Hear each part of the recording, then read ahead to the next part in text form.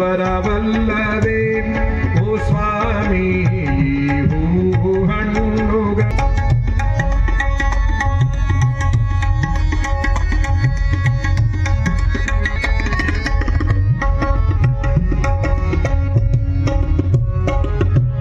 ತಂಪಾನದಿಯ ನೀರು ಅಲೆಯಲ್ಲ ನಿನ್ನದು ತಂಪಾಗಿ ಸುರಿಯುವ ಮಳೆಯಲ್ಲ ನಿನ್ನದು ಪಂಪಾ ನದಿಯ ನೀರು ತಂಪಾಗಿ ಸುರಿಯುವ ಮಳೆಯಲ್ಲ ನಿನ್ನದು ಈ ಗಾಳಿ ನೀರು ಆ ಮೋಡ ಆ ಮುಗಿಲು ಎಲ್ಲವೂ ನಿನ್ನದಲ್ಲವೇ ನೀನಿದ್ದ ಬರವಲ್ಲವೇ ಓ ಸ್ವಾಮಿ ಗಿಳಿಯ ಕೋಗಿಲೆಗಳ ಸ್ವರವೆಲ್ಲ ನಿನ್ನದು ಪಂಚವಾದ್ಯ ಮೇಳ ಲಯವೆಲ್ಲ ಈ ರಾಗ ಈ ತಾಳ ಈ ಹಾಡು ಈ ಇಂಪು ಎಲ್ಲವೂ ನಿನ್ನದಲ್ಲವೇ ನೀನಿದ್ದ ಬರವಲ್ಲವೇ ಓ ಸ್ವಾಮಿ ಹೂ ಹಣ್ಣುಗಳು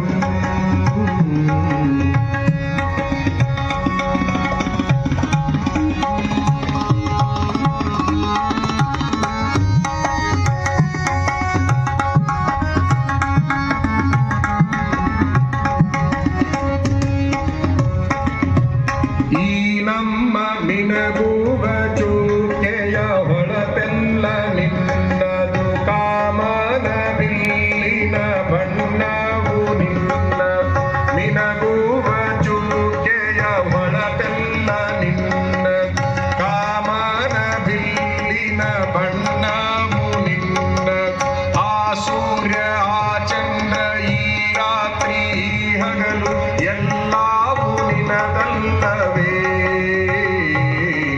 ನೀನಿದ್ದ ಬರ ಈ ನಮ್ಮ ಕಣ್ಣುಗಳು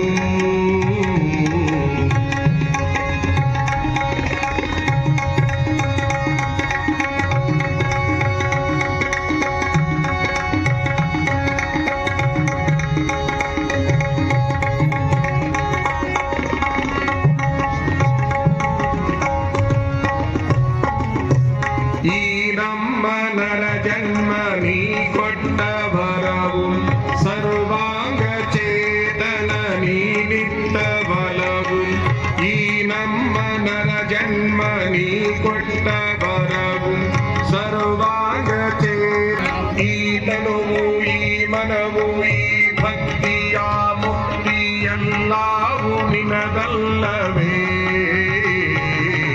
ನೀನಿದ್ದವೇ ಓ ಸ್ವಾಮಿ ಹೂ ಹಣ್ಣುಗಳು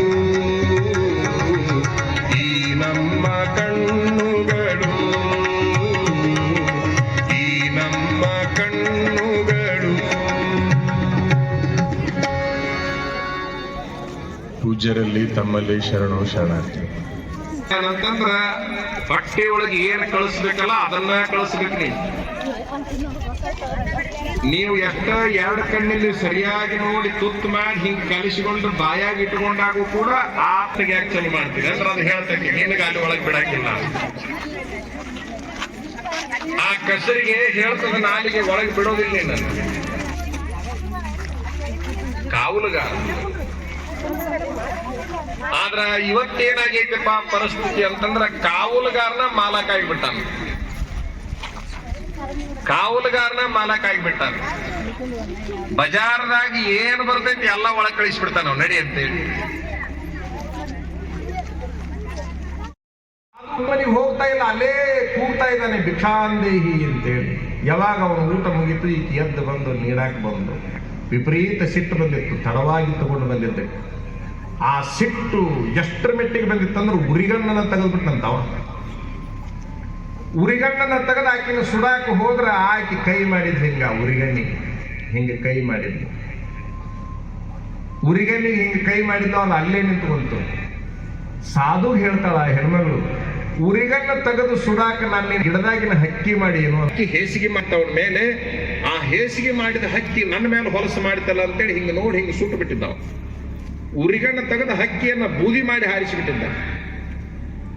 ಗಾಬರಿ ಆದವ ಸಾಧು, ಗಾಬರಿ ಆದ. ಆ ಅರಣ್ಯದೊಳಗೆ ಯಾರೂ ಇಲ್ಲದ ಸಂದರ್ಭದೊಳಗೆ ಗಿಡದಾಗಿನ ಹಕ್ಕಿಯನ್ನ ನಾನು ಉರಿಗಣ್ಣ ತೆಗೆದು ಸುಟ್ಟಿದ್ದ ಕರೆ ಹೊಲಸು ಮಾರಿದ್ದಕ್ಕಾಗಿ, ಆದ್ರೆ ಆ ಹಕ್ಕಿ ಸುಟ್ಟಿದ್ದು ಈಕಿಗೆ ಹೆಂಗ್ ಗೊತ್ತಾತು ಅಂತ ಗಾಬರಿಯಾಗಿ, ಏನಿದು ನಿನ್ನ ಅದ್ಭುತ ಶಕ್ತಿ? ಒಂದನೇದಾಗಿ ನನ್ನ ಉರಿಗಣ್ಣಿ ಹಿಂಗ್ ಕೈ ಮಾಡಿ ಅದಲ್ಲಿಸುವಂತಹದ್ದು, ಎರಡನೇದಾಗಿ ಅಲ್ಲಿ ಸುಟ್ಟಿರುವಂತ ಹಕ್ಕಿಯನ್ನ ಇಲ್ಲಿ ಬಾಯಿ ಬಿಟ್ಟಿದೆಯಲ್ಲ, ಇದೇನೋ ಅದ್ಭುತ ಅಂತ ಕೇಳಿದಾಗ ಅವಳಂತಾಳ, ನಾನು ನನ್ನ ಗಂಡನ ಮೇಲೆ ಇಟ್ಟಿರುವಂತ ಭಕ್ತಿಯ ಶಕ್ತಿ ಇದು ಅನ್ನುವಂತಹ ಮಾತನ್ನ ಕೇಳ್ತಾಳ. ಆ ಶಕ್ತಿಯಿಂದ ನನಗೆಂತದ್ದು ಬಂದೈತೆ. ನನಗೆ ದೇವರು ಗೊತ್ತಿಲ್ಲ, ಯಾವುದೂ ಗೊತ್ತಿಲ್ಲ, ಆದ್ರೆ ಅಲ್ಲಿ ಮಾತ್ರ ಅಚಲವಾದ ನಿಷ್ಠೆಯನ್ನ ಭಕ್ತಿಯನ್ನ ಇಟ್ಕೊಂಡಿದ್ದೇನೆ, ಅದರಿಂದ ನನಗಿದೆಲ್ಲ ಬಂದಿದೆ ಅನ್ನುವಂತಹ ಮಾತನ್ನ ಅವಳು ಹೇಳ್ತಾಳೆ. ಇಂಥ ಗಂಡನ ಮೇಲೆ ಭಕ್ತಿ ಇರಬೇಕು, ಅದು ಇದು ಎಲ್ಲ ಮಾತು ಕೇಳಿಸಿಕೊಂಡಾಕಿ ಒಬ್ಬಾಕಿ ಹೋದ್ಲ.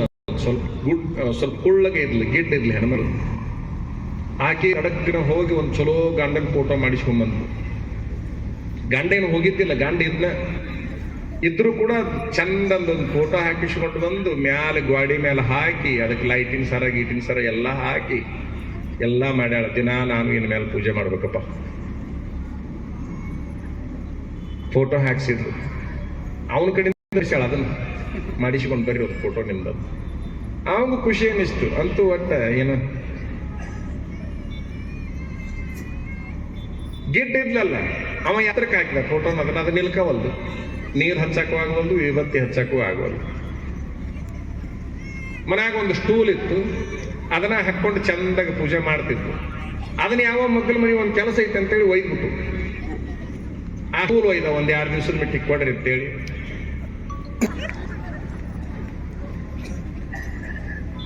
ಪೂಜೆ ಯಾರ್ದು? ಅವಂದ ಅದು ಬಗ್ಗೆ ನಿಂತೈತಿ ಪಾಪ. ಅರ್ಧ ತಾಸು ಗಂಟ್ಲೆ ಬಗ್ಗೆ ನಿಂತೈತಿ. ಈಗ ಓಟು ನೀರು ಹಚ್ಚಿ ಬತ್ತಿ ಹಚ್ಚಿ ಕುಂಕುಮ ಹಚ್ಚಿ ಊದ್ರ ಕಡ್ಡಿ ಬೆಳಿಗ್ಗೆ ಕೈ ಮುಗಿಯೋದು ಇಳಿಯೋದ್ರೊಳಗೆ ಅದು ಅರ್ಧ ತಾಸು.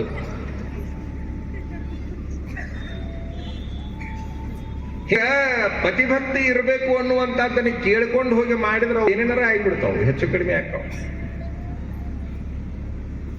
ತಾಳಿ ಬಗ್ಗೆ ಒಬ್ಬ ಬಹಳ ಹೇಳ್ದ, ತಾಳಿ ಹಂಗ ತಾಳಿ ಹಿಂಗ, ತಾಳಿದ್ರಿ ಅಲ್ಲ ತಾಳಿದ್ರಿ ಅಲ್ಲ, ತಾಳಿ ಇದ್ರಿ ಅಲ್ಲ ತಾಳಿದ್ರಿ ಅಲ್ಲ.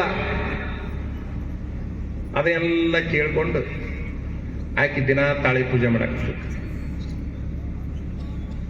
ಅದು ಹೊಟ್ಟೆಸ್ತತೆ, ನಾವು ಹೊಲಕ್ಕೆ ಹೋಗಿ ದುಡಿದು ಬಂದೀನಿ ನೀಡು ಬಾ ಅಂತವ, ತಡ್ರಿ ತಾಳಿ ಪೂಜೆ ಮಾಡಿದ್ದ ಹಂಗ. ಸ್ವತಃ ಗಂಡ ಹಸದು ಕುಂತಾಗನು ಕೂಡ ತಾಳಿ ಪೂಜೆ ಮಾಡೋದು, ಗಂಡನ ಬಗ್ಗೆ ಫೋಟೋ ಪೂಜೆ ಮಾಡೋದು ಆಧುನಿಕ ಭಕ್ತಿ. ಇವೆಲ್ಲ ಇಂತಹ ಭಕ್ತಿಗಳು ಏನು ಉಪಯೋಗ? ಯಾರ ಮೇಲಾದ್ರೂ ಇಡ್ರಿ ಆ ಭಕ್ತಿಯನ್ನ, ಆದ್ರ ಅದರೊಳಗೆ ಹೇಗಿರ್ಬೇಕು ಅಂತಂದ್ರ ನಿಷ್ಕಾಮ ಇರಬೇಕು.